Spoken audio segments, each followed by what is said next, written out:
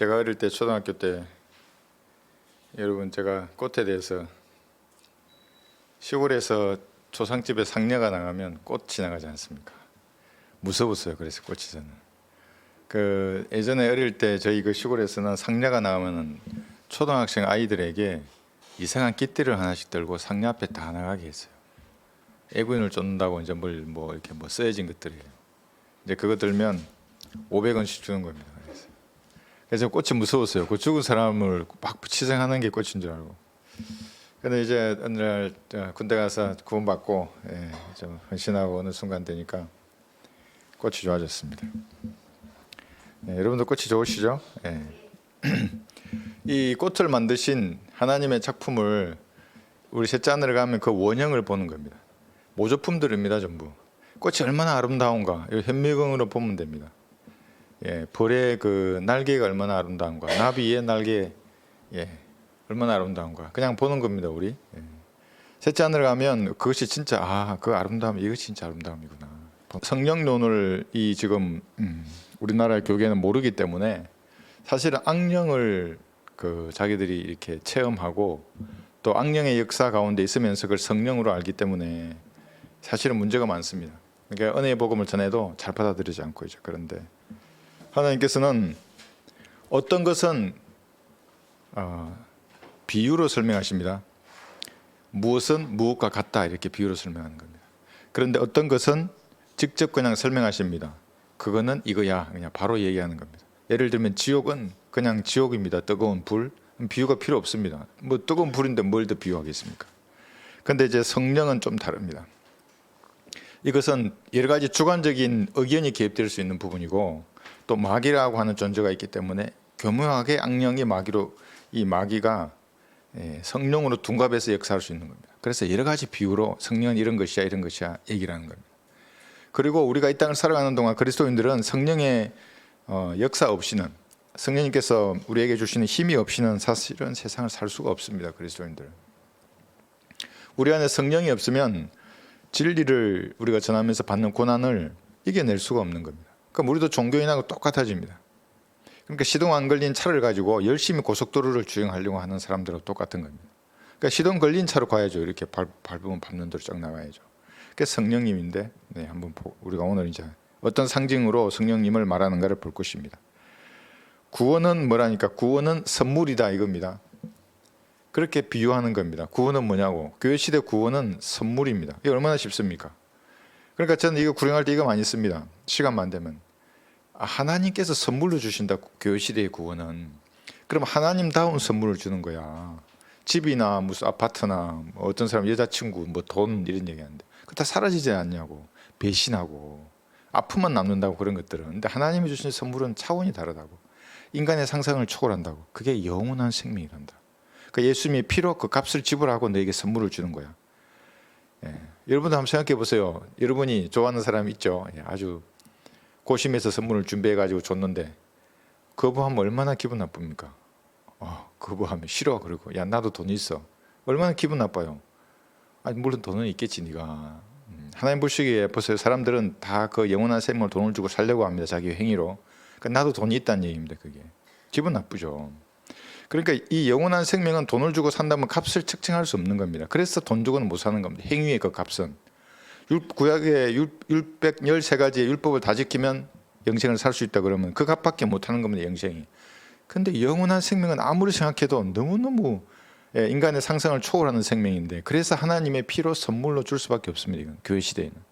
이게 어린 양의 신부로서의 그 구원을 말하는 겁니다. 구약 시대는 다릅니다. 이거는 대화혼란이나 천연왕국 때에는 다 행위가 들어가기 때문에 다르죠. 교회 시대의 구원은 선물이다 이렇게 하는 겁니다. 다른 시대는 끝까지 견뎌야 됩니다. 대환란 때는 7년 대환란을 끝까지 견뎌야 되고 그럼 구약 시대나 천연왕국은 뭡니까? 성경에는 없지만 그들은 자기가 죽는 날까지 끝까지 견뎌야 합니다. 죄를 지으면 그의 언은 기억되지 않습니다. 그러니까 천연왕국 때는 더 무서워요. 온전히 행위만 있어야 되기 때문에. 다르게 다 이렇게 비유로 설명하신다는 것을 우리가 알아야 합니다. 교회 시대 구원이 선물인데 선물이 아니야. 내가 값주고 살려고 한다는 마음을 딱 먹는 순간에 마음이 부패한 겁니다. 그의 마음은. 그러면 지옥에 갑니다. 그 사람은. 아무리 구원이 선물이라고 얘기해도 그 사람에게는 그 무슨 소리에 그렇게 구원이 쉬울 리가 없어. 그러니까 뭔가를 더 하려고 하는 겁니다. 예. 비유로 이렇게 설명하는 이유는 뭐냐면 사람들의 이해를 돕는 겁니다. 구원받은 성도들의 이해를 도와서 영적으로 성장을 하라, 이런 의도에서 하나님께서 비유로 말씀하시는 거예요. 마음이 삐뚤어진 자는 그럼 뭡니까? 왜 그런 비유로 말하는가? 마음이 삐뚤어진 자는 그것이 덫이 됩니다. 덫이 되는 겁니다. 그러니까 성경은 항상 양면의 날이 쓴 검이라고 말하는 겁니다. 우리에게는 너무나 잘 이해되는 문장인데 어떤 사람에게는 그게 덫이 되어서 그를 지옥으로 보내는 겁니다. 단순히 이 땅에서 저주받는 것뿐만 아니라. 그래서 항상 내 마음의 상태가 어떤지가 중요합니다. 무슨 학식이 학력이 신학, 학사, 석사, 박사, 이게 중요한 게 아닙니다. 내 마음에 하나님 보시기에 부끄러운가 부끄럽지 않은 상태에 있는가를 자신이 정확히 아는 겁니다. 정확히 압니다. 아무리 감추려고 해도. 그래서 이단 사이비는 성경을 풀 때 항상 영적으로, 비유로, 상징으로 풀려고 합니다. 그 단어를 지 스스로 사소롭게 해석하려고 그러고 자기 의도대로 성경을 풀려고 하는 겁니다. 그래서 신천지의 비유 풀이는 억지 해석입니다. 지옥으로 가는 겁니다. 그렇게 풀면 마귀의 덫에 걸린 사람들입니다. 여러분, 그 지뢰밭에 딱 들어갔습니다. 지뢰밭에 들어가면 지뢰가 터져야 아는 겁니다. 그것도 한 발 터지는 모릅니다. 그러니까 누군가가 그냥 급조식으로 지뢰지대를 설치했겠지. 하지만 이제 여러 군데 탕탕 터지면 내가 지금 지뢰밭에 들어와 있구나 하는 겁니다. 지뢰밭은 지뢰지대 기록 보고서라는 보고서가 있습니다. 그리고 공병장교가 아주 심혈을 기울여서 그 지대에 지뢰지대를 진짜 머리 짜서 설치하고 기록을 해두는 겁니다. 거기에 통로가 있습니다. 그러니까 그걸 설치한 사람만 압니다. 거기 가서 그 지뢰지대 기록 보고서를 가지고 통로를 보고 따라 나오면 살 수 있습니다. 그렇지 않으면 다 죽습니다. 한번 들어가면 나올 수가 없습니다. 너무나 정교하게 만들어 놨기 때문에 대인지뢰, 대전차지뢰, 각종 부부치레를 여러분 상상 못할 정도로 정교합니다. 그 지뢰밭에는 들어가면 죽는 겁니다. 나오려면 지뢰지대 기록 보고서에 있어야 되는 겁니다. 이 성경입니다. 이 성경. 지뢰지대 기록 보고서라는 게. 그렇지 않으면 세상에 나가서 죽는 겁니다. 이단 교리야. 이단 사이비 교리에 내 마음이 조그만 부패에 있어도 그냥 죽는 겁니다. 이 성경을 그러나 찾으면 나올 수 있습니다. 우리 많이 나오지 않습니까? 부산에도 계시고, 또 다른 데 은사주의에 물들을 따가도 나오시고 다 나오시는 겁니다. 이 말씀을 같이 알면 이제 거기서 통로가 여기 있구나 빠져나오면 돼. 이렇게 지뢰밭에서 안전하게 나오는 겁니다. 그런데 많은 사람들은 그렇지 않습니다. 여전히 지뢰밭 속에 들어가 있는 겁니다. 사실은 그러니까 도박을 하고 있는 거죠. 탁 밟아서 죽었다. 영원한 불못입니다. 영원한 불못. 지옥은 비유가 아닙니다. 너무나 쉽고 이해하기 쉽게 지옥에 대해서 예수님께서 말씀하십니다. 그런데 지옥을 비유라고 말할 것이라고 에스겔은 이미 예견하고 있었습니다. 그 당시에도 에스겔서에 기록하고 있습니다. 제가 이제 어떤 목사의 간증을 들었는데 북한에서 선교를 하는 목사입니다. 유명합니다. 여러분, 제가 말하지 않겠습니다. 북한에서 2년 7개월 후한 옥살이도 했습니다. 요 근래입니다. 그가 어떤 복음을 전했다고 여러분 생각하십니까? 제대로 된 은혜의 복음을 전했겠습니까? 아닙니다. 내가 어제 들었습니다. 유튜브에서 그 사람의 간증을. 여차저차해서 어떤 사람이 부탁해 놓은 그 봉투, 이제 편지하고 돈이 들어있는 겁니다. 엄마가 준 겁니다. 그래서 그 딸을 만난 겁니다. 북한에서. 그럼 목사면 복음을 전해야겠죠. 아이에게. 뭐 했는지 아십니까? 사형리를 준 겁니다. 이거 꼭 읽어보라고. 그것도 읽어보라고 이거를. 설명해 준 것도 아니고. 여러분, 사형리 전도지에는 지옥이 없습니다. 그 전도지만 읽었으면 구원받을 수 없는 겁니다. 물론 그 내용을 가지고 하나님이 또 역사할 수는 있습니다. 그건 모르는 일이죠. 제대로 된 은혜의 복음을 전하지 않은 겁니다. 그 사람이 그냥 북한에 선교한 겁니다. 학교나 병원을 지어준 겁니다. 그런 의료시설 지어주고 그것을 자기는 선교라 그러고 복음을 전했다고 말하는 거예요. 왜냐하면 그 사람들은 지옥을 하나의 비유로 알든지 아니면 잘 모릅니다. 자기 발밑에 있다는 것을. 에스겔 20장 보겠습니다. 그러나 에스겔의 때에도 에스겔 20장 여기 47절을 보시면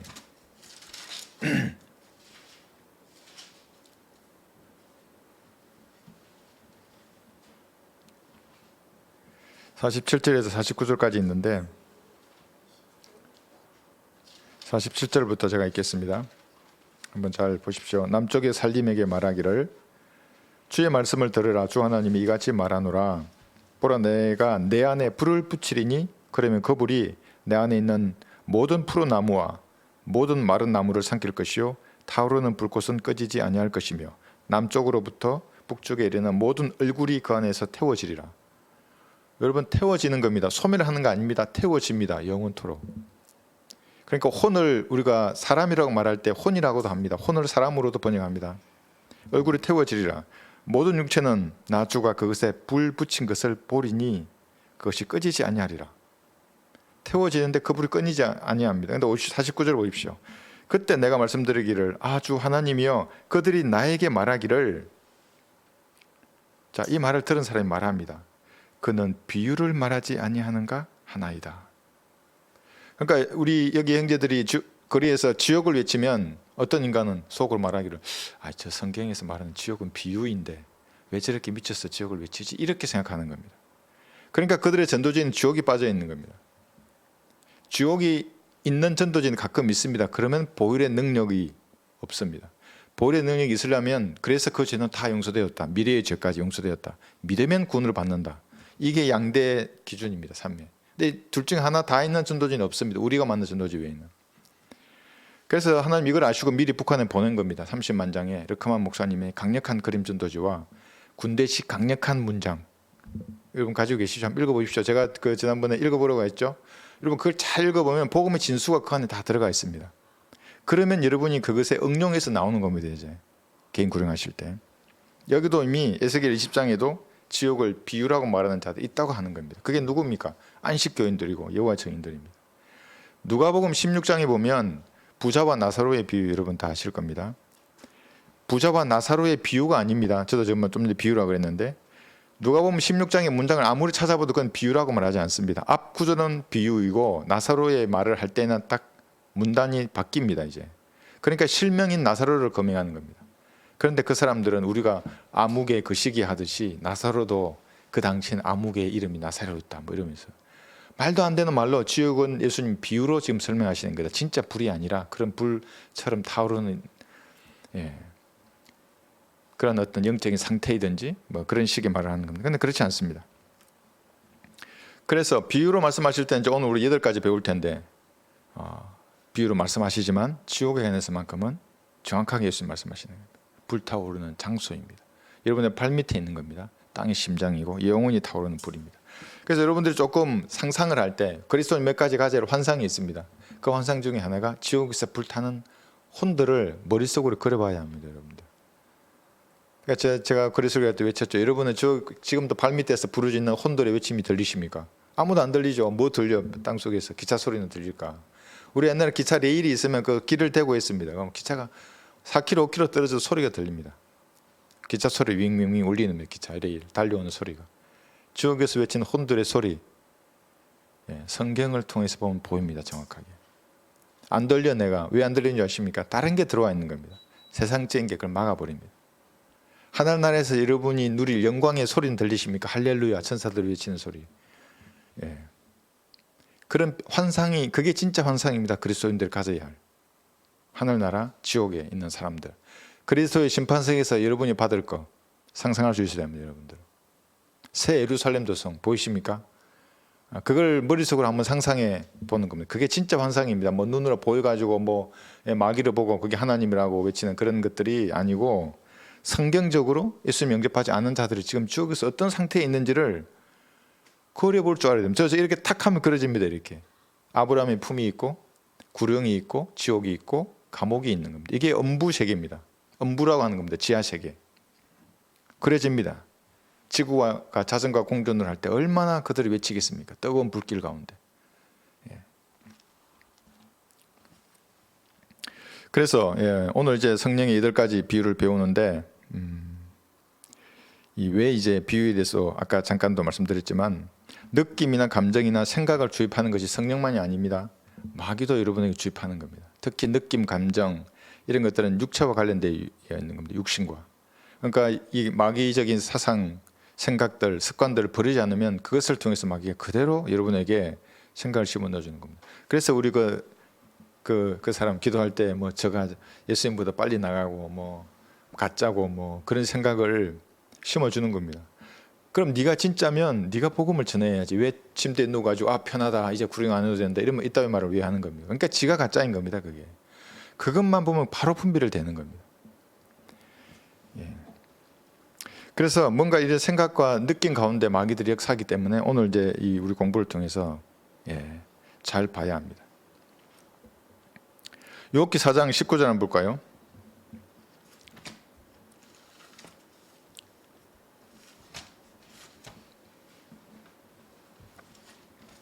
욥기 4장 19절에서는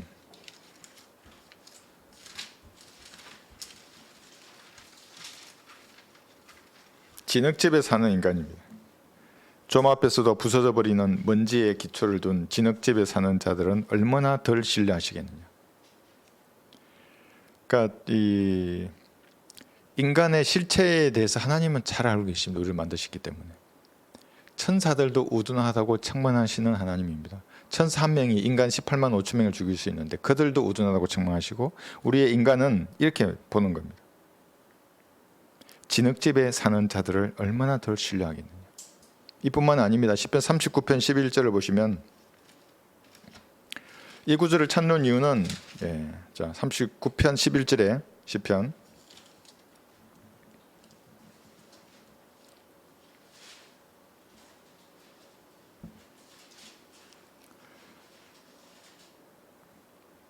주께서 제약을 책망하심으로 사람을 바로잡으실 때 그의 아름다움을 종과 같이 소멸케 하시나니 진실로 모든 사람이 헛되나이다. 셀라. 주께서 죄악을 책망하심으로 이렇게 말합니다. 책망하십니다. 주님께서. 그리스도는 죄를 짓고 돌아오지 않으면 책망하시는 겁니다. 그러니까 하나님과 인간의 이 차이가 이런 겁니다. 하나님이 영혼에 거하시는 분인데 우리는 좀 앞에 부서져 버리는 진흙집에 사는 사람들입니다. 그리고 주께서는 우리를 신뢰하지 않으시기 때문에 죄에서 돌이키지 않으시면 여러분 책망하십니다. 어떻게 책망하시는가? 욥기 다시 보겠습니다. 여기 30장 보시면